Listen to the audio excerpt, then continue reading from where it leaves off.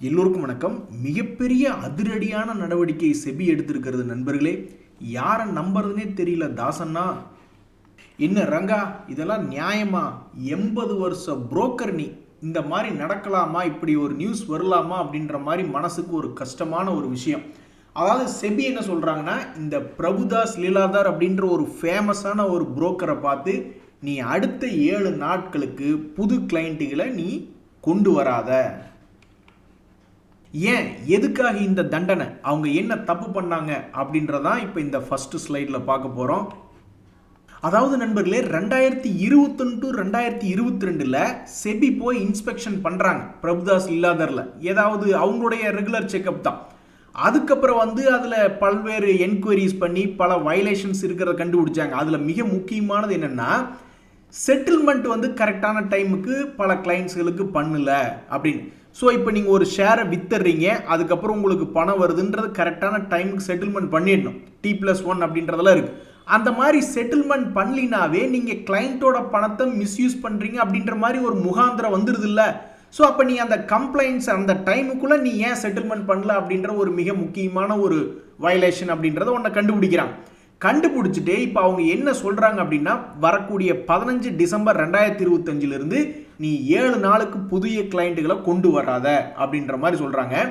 இந்த புரோக்கர் தரப்பில் என்ன சொல்கிறாங்கன்னா, இது ஏதோ சம்திங் டெக்னிக்கல் இஷ்யூவாக போயிடுச்சுங்க, நாங்கள் வேணுனே எதுவும் பண்ணல, we are not intending to do it அப்படின்ற மாதிரி சொல்கிறாங்க. ஸோ என்ன சொன்னாலும் அவங்களுக்கு தண்டனை என்பது 15 டிசம்பர் 2025 7 நாட்களுக்கு புதிய கிளைண்ட்டுகளையோ புதிய ஸ்கீமுகளையோ கொண்டு வர முடியாது. ஸோ செபி என்றைக்குமே இந்த மாதிரி டீட்டெயிலாக அவங்க என்ன ஃபைண்டிங் பண்ணாங்க, அதே மாதிரி அதுக்கு அவங்க என்ன ஆக்ஷன் எடுக்கிறாங்க அப்படின்ற கம்ப்ளீட் தகவலை எப்போவுமே ஷேர் பண்ணிவிடுவாங்க. நண்பர்களே, இந்த மாதிரி எந்த ஆபத்துமே உங்கள் அக்கௌண்ட்டுக்கு வரக்கூடாது அப்படின்னா, ஃபர்ஸ்ட் ஆஃப் ஆல் நீங்கள் என்றைக்குமே ஃப்ரீ கேஷ் அப்படின்றது பெரும்பாலும் வைக்கக்கூடாது. அதே மாதிரி ஸ்டாக்காக நீங்கள் வாங்கி வச்சிங்கன்னா அது ஆட்டோமேட்டிக்காக உங்கள் பேரில் தான் இருக்கும், உங்களுடைய டிமேட் அக்கௌண்ட்டில் தான் இருக்கும். அதை பெருசாக யாரும் எதுவும் பண்ண முடியாது. ஆனால் பணம் ஃப்ரீ கேஷாக இருக்குது, நிறைய இருக்குது, அதை சும்மாவே வச்சுருக்கீங்கன்னா எதுக்காக சும்மா வச்சுருக்கீங்க அப்படின்ற எனக்கு தெரில. இப்போ பேங்க்கில் சும்மா இருக்குது ஒரு சேவிங்ஸ் அக்கௌண்ட்டில் அப்படின்னா அதை ஏதாவது வட்டி விகிதம் அப்படின்ற மாதிரிலாம் ஏதாவது இருக்கும். ஒரு புரோக்கரேஜ் அக்கௌண்ட்டில் எதுக்கு சும்மா வச்சுருக்கீங்க? அவன் இங்கே ஏவரேஜ் பண்ணி ஜெயிச்சு வர்றதுக்கு பணம் இல்லாமல் வாங்கி கீழே 20-30% இறங்கிறதுக்கப்புறம் மறுபடியும் வாங்கின ரேட்டுக்கே வந்திருக்கு. இனி மறுபடியும் ஏறுவானா இல்லையா அப்படின்னு நாம் இங்கே காற்று வாங்கிட்டு கிடக்கிறோம். சில பேர் கரெக்டாக செட்டில்மெண்ட் முடிஞ்சு இன்றைக்கி விற்றா 2-3 நாளுக்குள்ள அந்த பணம் கரெக்டாக வந்ததுக்கப்புறம் அதுக்கு என்ன பிளான் அப்படின்றது இல்லாமல் எத்தனை பேர் இருக்காங்க பாருங்கள். அப்படி இருந்திருந்தா இந்த மாதிரி டிலேடு செட்டில்மெண்ட் யாராவது ஒருத்தர் கண்டுபிடிச்சி செபி பார்க்கறதுக்கு முன்னாடி யாராவது ரிப்போர்ட் பண்ணியிருப்பாங்கல்ல. நான் இப்படி வாயிலேயே பேசிக்கிட்டு இருக்கேன், ஆனால் கடைசியாக என் லெஜரை எப்போ எடுத்து பார்த்தனே எனக்கு ஞாபகம் இல்லை. ஸோ இதை ஒரு ரிமைண்டரை எடுத்துக்கிட்டு போய் முதல்ல லெஜரில் என்ன நடக்குது அப்படின்றது ஒரு இடம் பார்க்கணும். கிளின்னு கிழிச்சு விட்டாப்புல நம்மளுடைய ஜெய்சங்கர் அமைச்சர்.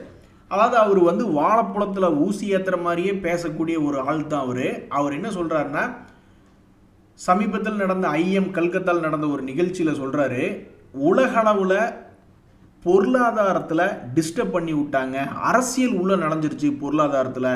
இதுக்கு முன்னாடி நீங்கள் பார்த்தீங்கன்னா அமெரிக்கா தான் உலகளவில் ஓரளவுக்கு பொருளாதாரத்துக்கு நல்லபடியாக இருந்த நாடு.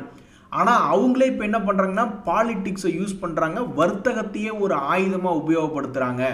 ஒவ்வொரு நாடுகூடையும் தனித்தனியாக டிஸ்கஸ் பண்ணி அது ஒவ்வொரு நாட்டுக்கும் ஒவ்வொரு ரூல்ஸ் அண்ட் லாஸ் கொண்டு வர்றாங்க. சைனான்னு எடுத்துக்கிட்டால் அவன் போடுறதா அவனுக்கு ரூல்ஸ் அப்படின்ற மாதிரி அவங்க பண்ணிக்கிட்டு இருக்காங்க. ஸோ வர்த்தகத்துக்குள்ளே டோட்டலாக பாலிடிக்ஸ் உள்ளே நடந்துருச்சு அப்படின்றாரு. எனக்கு நல்லா ஞாபகம் இருக்குங்க, நம்ம என்னதான் சண்டை சச்சரவு இருந்தாலும் பாகிஸ்தான் கூட வர்த்தகம் என்பதெல்லாம் நம்ம தொடர்ந்து நல்லபடியாக பண்ணி கொண்டு இருந்த காலங்கள்லாம் இருக்குது. பாலிடிக்ஸ் வேறு, வர்த்தகம் என்பது ட்ரேட் என்பது வேறு அப்படின்ற மாதிரி நல்லா தான் போய்கிட்டு இருந்தது. அதே மாதிரி தான் பங்களாதேஷ் கூட மற்றும் நேபாள் எல்லாத்தோடையும் அப்படி தான் இருந்தது. ஆனால் சமீபத்தில் எல்லாத்துக்கும் இந்த பிள்ளையார் சொல்லி போட்டது ட்ரம்ப் தான். வர்த்தகத்தை நாங்கள் ஒரு ஆயுதமாக உபயோகப்படுத்துவோம், அதை யூஸ் பண்ணி அமெரிக்காவுடைய பெருமையை மீட்டெடுப்போம்னு அவர் தான் பிள்ளையார் சொல்லி போட்டு இதை ஆரம்பிச்சு வச்சுது. அதுக்கப்புறம் எந்த பக்கம் திரும்பினாலும் சண்டை சச்சரவாக தான் இருக்குது. பங்களாதேஷோட ட்ரேட் ரிலேஷன் எப்படி இருக்குது, முதல்ல இருந்த வர்த்தகத்துக்கு இப்போ எப்படி இருக்குன்னு உலகம் முழுவதுமே இந்த மாதிரி பிரச்சனை வந்துக்கிட்டு இருக்கு அப்படின்ற மாதிரி சொல்லியிருக்காப்புல.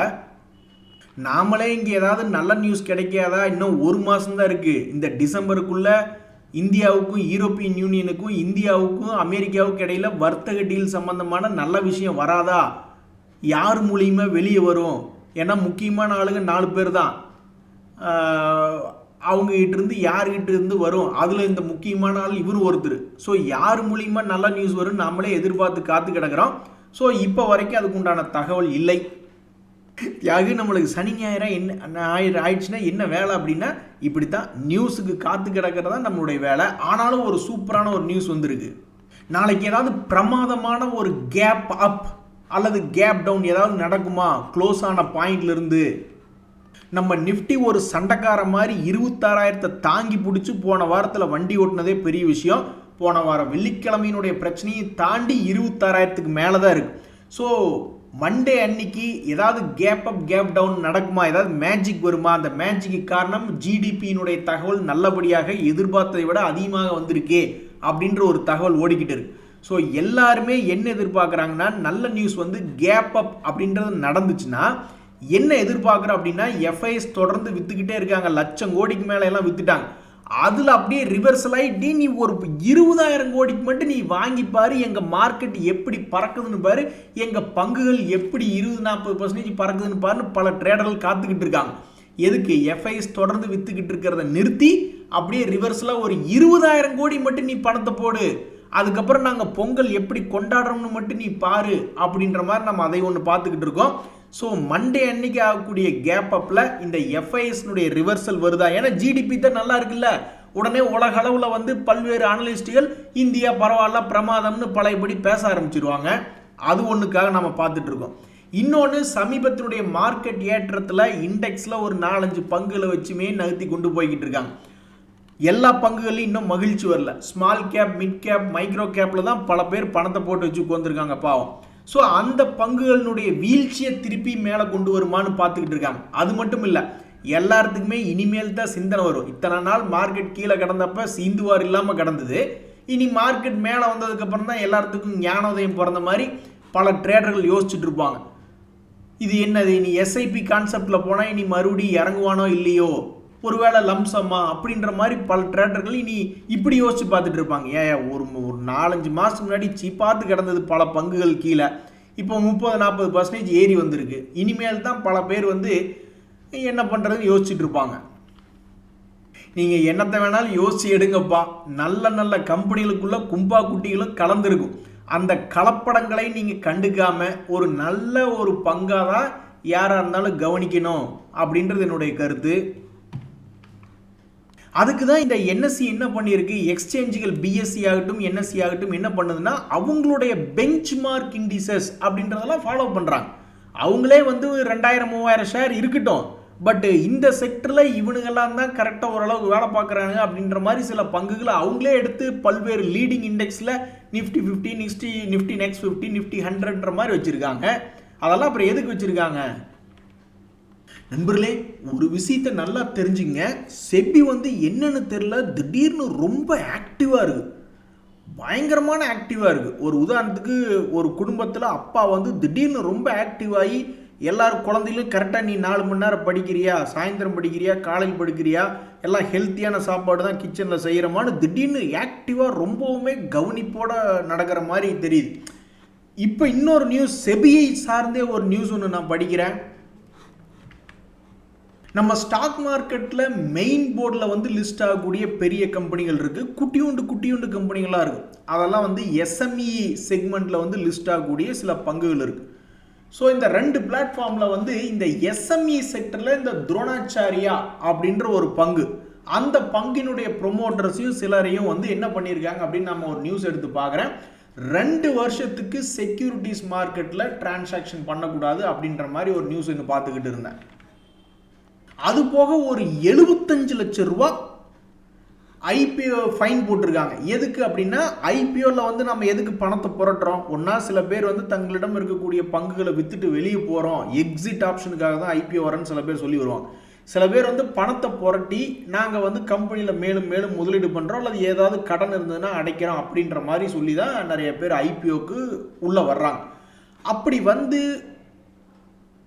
சேகரித்த அந்த ஐபிஓனுடைய பணத்தை வந்து ஏதோ கரெக்டாக டிஸ்க்ளோசர் பண்ணல அப்படின்ற மாதிரி அவங்க ஐபிஓ மூலியமாக வந்த பணத்தை மிஸ்யூஸ் பண்ணியிருக்காங்க அப்படின்ற மாதிரிலாம் தகவல் நான் பார்த்துக்கிட்டு இருந்தேன். ஸோ செபி வந்து மிகவும் ஆக்டிவாக பல்வேறு வேலைகளை பார்த்துக்கிட்டு அவங்க இன்வெஸ்டிகேஷன் பண்ணுறாங்க, அதை அனலைஸ் பண்ணுறாங்க, அதை ஃபைனலைஸ் பண்ணுறாங்க, அப்புறம் அதனுடைய ஆர்டர் போடுறாங்க. ஸோ இனிமேல் நம்ம ட்ரேடிங் அக்கௌண்ட்டில் போடக்கூடிய பணமெல்லாம் ஆகட்டும் சரி, அல்லது ஸ்டாக் மார்க்கெட்டில் பணத்தை புரட்டி நம்மளை மாதிரி பொதுமக்கள்கிட்ட ஷேர்களை வெளியிட்டு பணத்தை புரட்டி அதையும் நல்லபடியாக உபயோகப்படுது. நம்மளுக்கு இப்போ இந்த ஸ்டாக் மார்க்கெட் மேலே ரொம்பவுமே ஸ்ட்ராங் நம்பிக்கை அப்படின்றது தொடர்ந்து வர ஆரம்பிச்சிருக்கு. இங்கே பாருங்க, இன்னொரு நியூஸ், அதுவும் செபியை பற்றி தான். இவருடைய பேச்சை கேட்டு ஷபாஷ் அப்படின்னு நானே கைதட்டுறேன். என்ன காரணம் அப்படின்னு பார்த்தீங்கன்னா, அவர் சொல்கிறார், நீங்கள் பாட்டுக்கு ஸ்டாக் மார்க்கெட் கேபிட்டல் மார்க்கெட்டில் பணத்தை அள்ளி போட்டுக்கிட்டு இருக்கீங்க, ஆனால் அது புத்தியோடு தானே போடணும், உங்களுக்கு அந்த ஃபைனான்ஷியல் லிட்ரஸி இருக்கணும்ல அப்படின்ற மாதிரி புதுச்சேரியில் சமீபத்தில் நடந்த ஒரு நிகழ்ச்சியில் பேசியிருக்காங்க.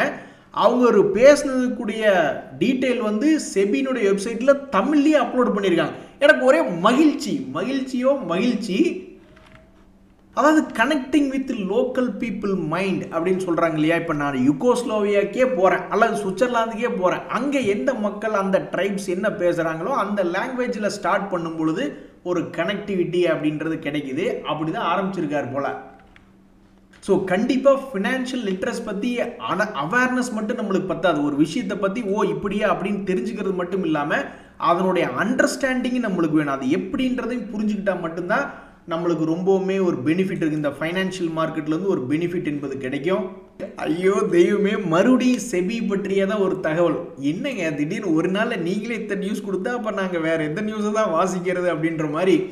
இப்போ சமீபத்தில் அவங்க என்ன சொல்கிறாங்கன்னா, ரெய்ட்ஸ்னு ஒன்று இருக்குது, அதுவும் டிவிடெண்ட் அதிகமாக கொடுக்கக்கூடிய ஒரு இன்ஸ்ட்ருமெண்ட். அதே மாதிரி இன்விட்ஸ் அப்படின்றது இருக்குது. ஆனால் இன்விட்ஸை விடவும் ரெய்ட்ஸ் வந்து அதிகமான ஒரு லிக்விடிட்டி, வாங்கி விற்கக்கூடிய டிரான்சாக்ஷன் வால்யூம்ஸ் எல்லாம் அதிகமாக நடக்கக்கூடிய இடம். ஸோ இந்த ரைட்ஸில் வந்து அதிகமான பார்ட்டிசிபேஷன் இருக்கணும் அப்படின்றதுனால ரைட்ஸ் வந்து அதனுடைய இன்ஸ்ட்ருமெண்ட் டைப்பை வந்து ஈக்விட்டி அண்டு அதோடது ஈக்விட்டி சார்ந்தது அப்படின்ற மாதிரி மாற்றுறாங்க. அது எப்போ இருந்துன்னா வரக்கூடிய ஜனவரி 2026 ஸோ சில பேர் இதுக்கு முன்னாடி ரைட்ஸ் எல்லாம் எடுத்து வச்சுருப்பாங்க, அது யூஸ் பண்ணி மார்ஜினுக்கெல்லாம் மேபி வராமல் கூட இருக்கலாம். அந்த இடத்துக்கெல்லாம் இது யூஸ் ஆகுதா என்னன்றது தெரில. பட் மியூச்சுவல் ஃபண்ட் பெர்ஸ்பெக்டிவில் பார்க்கும்பொழுது அவங்களுக்கு ஈக்விட்டி ரிலேட்டடான இன்ஸ்ட்ருமெண்ட்டாக அலோகேட் பண்ணுறதுக்கு, வெயிட்டேஜ் அலோகேட் பண்ணுறதுக்கு இந்த ரைட்ஸும் ஒரு அவைலபிலிட்டியாக கிடைக்கும். சார் சொன்னீங்க. அப்படியே இந்த இன்விட் பற்றி நீங்கள் ஏதாவது சொல்லக்கூடியதா? இந்த power grid infrastructure investment trust இருக்குது, இன்னும் எத்தனையோ இருக்குது, அதில் பற்றி நீங்கள் ஏதாவது ஒன்று சொல்லக்கூடாதா அப்படின்ற மாதிரி நம்மளுக்கு ஒரு ஆர்வம் இருந்தாலும் இப்போதைக்கு ரைட்ஸ் மட்டும்தான் அதை ஒரு ஈக்விட்டியாக அதோட இன்ஸ்ட்ருமெண்ட் டைப்பை மாத்திரம் அப்படின்ற ஒரு தகவல் வந்திருக்கு. இந்த தகவல்லாம் முதல்ல வந்திருந்தது. பட் அது எந்த டேட் அப்படின்றது ஜனவரி 2026 அப்படின்ற ஒரு தகவல்.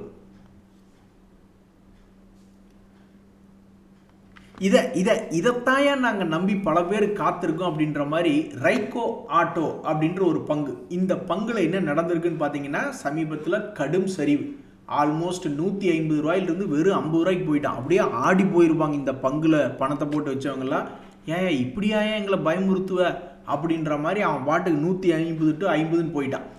அதுக்கப்புறம் இப்போ சமீபத்தில் இந்த 2025 அந்த 50 ரூபாய் சரிவிலிருந்து இப்போ 120 ரூபாய்ன்னு வந்து ட்ரேட் ஆகிறது மட்டும் இல்லை, சமீபத்தினுடைய 3 months ஹைக்கு மேலே ஒரு முறை தாண்டி காமிச்சிருக்கான். இப்படி தான் பல பேர் எதிர்பார்த்துக்கிட்டு இருக்காங்க. கீழே விழுந்த பங்கு மேல் நோக்கி இப்படி ஏறிட்டு இருக்கிறது மட்டும் இல்லை, சமீபத்தில் வந்திருந்த 6 month ஹையோ அல்லது 3 months ஹையோ உடச்சி காட்டணும், மேல் நோக்கி வரணும் அப்படின்ற மாதிரி தான் நிறைய பேர் வேண்டிக்கிட்டு இருக்காங்க. நீங்கள்லாம் எந்த செக்டருப்பா தம்பி? நீ ஒன்று இந்த ரைகோ ஆட்டோ ஒன்று இந்த லூமேக்ஸ் ஆட்டோ பார்த்தா அப்படியே ஆடி போயிடுவீங்க. அவனுக்கெல்லாம் வீழ்ச்சி என்பதே கிடையாது அப்படின்ற மாதிரி இந்த 2025 தொடக்கத்தில் 500 ரூபா இருந்தால் இப்போ 1500 ரூபா இருக்கான்.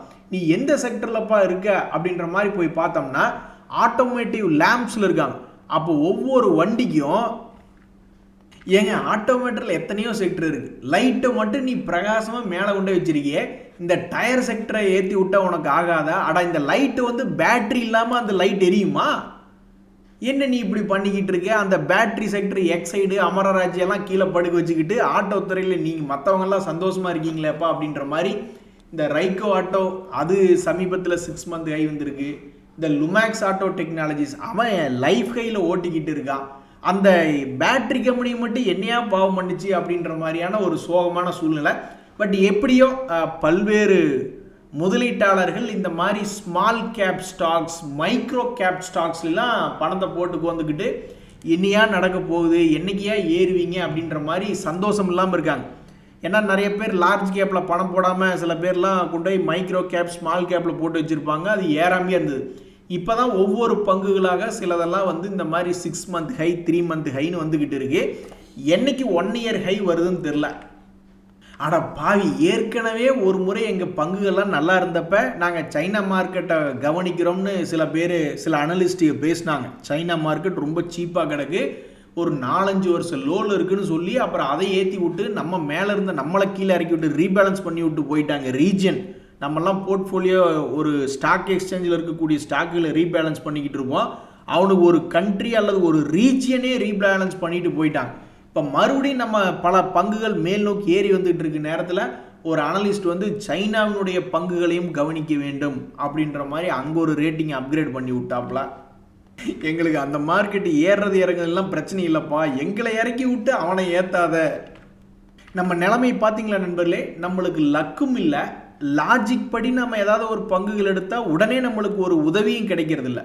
ஏதாவது ஒரு கும்பா குட்டி ஸ்டாக் எடுத்திருப்போம், அது கீழே உழுகுதுன்றது நம்மளுக்கே தெரியும். அவன் திரும்பி ஏறினா அது ஒரு லக்கு தான். அதே மாதிரி ஏதாவது ஒரு பங்கு லாஜிக் படி ஏதாவது மேலே ஏறுவானோன்னு நினச்சி எடுத்திருப்போம், அவன் ஏற மாட்டான். உடனே மார்க்கெட்டில் ஏறி நம்மளுக்கு உதவியும் பண்ணுறதில்ல. இப்படி இருந்து என்ன பண்ணுறது? நான் இந்த பங்கை வச்சு தான் சொல்கிறேன். ஒரு எக்ஸாம்பிளுக்கு மான் அலுமினியம் அப்படின்ற ஒரு பங்கு. இந்த பங்கெல்லாம் வந்து 52 வீக் லோ 70 ரூபாயிலிருந்து அவன் பாட்டுக்கு 160 ரூபாய்ன்னு வந்துட்டான். என்னையா அநியாயமாக இருக்குது. இதனுடைய குவார்டர்லி ரிசல்ட்டெல்லாம் எடுத்து பார்த்தா அப்படி நீ என்னத்தை சாதிச்சிருக்க? 13 கோடி 14 கோடியெல்லாம் வந்து 4-5 வருஷத்துக்கு முன்னாடியே நீ பண்ணிட்ட. அது இப்போ ஒரு 30 கோடி 40 கோடின்னு லாபத்தை காமிச்சின்னா கூட சரி, okay, improvement, financial performance improvement இருக்குது, அதனால் ஏறிட்டானோ அப்படின்ற மாதிரி நினைக்கலாம். ஆனால் அவனுடைய சமீபத்தினுடைய ரிசல்ட் எல்லாம் ரொம்ப சுமாராக தான் இருக்குது. ஆனாலும் ஒரு லக் அடித்த மாதிரி ஃபைனான்ஷியல் பர்ஃபார்மன்ஸ் சுமாராக இருந்தாலும் அவனெல்லாம் திரும்பி பழைய வந்திருக்கான். நம்ம லாஜிக் நம்மளுக்கு லக்கும் இல்லை. எத்தனையோ பங்குகள் வந்து கீழே தான் கிடக்குது. அதாவது அந்த பங்கு சரியில்லை தான் இருந்தாலும் ஏதாவது ஒரு காரணத்துக்கு எடுத்து வச்சுருப்போம், ஆனால் அவனை ஏற மாட்டேன்றானே. சரி, அதுதான் தொலைது. லாஜிக் படி பார்த்து நம்ம எடுத்து வச்சுருப்போம், அவனுங்களும் ஏற மாட்டேங்கிறாங்க. ஆனால் இந்த பங்குதாரர்களுக்கு என்ன ஒரு லக்கு பாருங்க. இங்கே பாருங்க, இன்னொரு பங்கு காலில் சலங்கையை கட்டி ஆடிக்கிட்டு இருக்கு. அவனுடைய ரிசல்ட் சீசனில் போய் நம்ம எடுத்து பார்த்தோம்னா இந்த வெல்ஸ்பன் லிவிங் 44 கோடி லாபம்னு காட்டுறான், அப்புறம் 200ன்னு காட்டுறான், அப்புறம் வெறும் 100ன்னு காட்டுறான், அப்புறம் வெறும் 15 கோடிங்களாம் லாபம் காமிச்சிக்கிட்டு இருக்கான். ஆனாலும் இந்த பங்கு இந்த ரிசல்ட் சீசனில் தன்னுடைய லோலிருந்து மேல் நோக்கி ஏறி இருக்கு. அதே மாதிரி தான் ஷேர் மார்க்கெட்டில் நீ கம்ப்ளைண்ட் பண்ணாத. எதுக்கு நீ கம்ப்ளைண்ட் பண்ணிக்கிட்டே இருக்க? ஒரு 2 வருஷம் கூட கழிச்சு கூட, ஒரு 2 வருஷம் கூட உன்னால் பொறுமையாக இருக்க முடியலன்னா அப்புறம் என்னத்துக்கு நீ ஸ்டாக் மார்க்கெட் வர்ற அப்படின்ற மாதிரி தான் இந்த எல்ஜி பிரதர்ஸ் லிமிடெட் அப்படின்ற ஷேர் ப்ரைஸ்னுடைய தத்துவம் சொல்லுது. அதாவது 2024 நீங்கள் பார்த்தீங்கன்னா இந்த ஷேர்னுடைய மூவ்மெண்ட்டில் ஒன்றுமே இல்லை, தர் இஸ் நத்திங் அப்படின்ற மாதிரி இருந்தது. திடீர்னு பார்த்தா எல்லாமே சில நாட்களில், சில மணி துளிகளில், சில நாட்களிலேயே நடந்து முடிஞ்சிடும் அப்படின்றதுக்கு இந்த LG Balakrishnan and bros brothers limited அப்படின்ற பங்கு ஒரு உதாரணம். சமீபத்தில் ஒரே ரேஞ்சுக்குள்ளே 2 வருஷமாக ஆடிக்கிட்டு இருந்தவன் திடீர்னு 40-50% ஏறிட்டான். இந்த வருஷத்தினுடைய லோ அப்படின்னு பார்த்தீங்கன்னா 1000க்கு பக்கத்தில் இருந்தது, இப்போ 1900ன்னு நடந்திருக்கு. ஸோ ஒரு 2 வருஷத்தில் கூட, 2 வருஷம் முடிஞ்சு கூட அது வந்து திடீர்னு ஏதாவது ஒன்று நடக்கலாம் அப்படின்றதுக்கு ஒரு உதாரணம் இந்த எல்ஜி பிரதர்ஸ். ஸோ ஸ்டாக் மார்க்கெட்டுக்குள்ளே வந்து 2 வருஷம் ஆச்சு, எனக்கு இன்னும் லாபம் வரலையே அப்படின்னு யாராவது சொன்னாங்கன்னா, அப்படி ஒரு கம்ப்ளைண்ட் பண்ணாங்கன்னா, அப்படியெல்லாம் தான் நடக்கும். அதுக்கு பேர் தான் ஸ்டாக் மார்க்கெட் என்பதுக்கு இந்த பங்கு ஒரு உதாரணம்.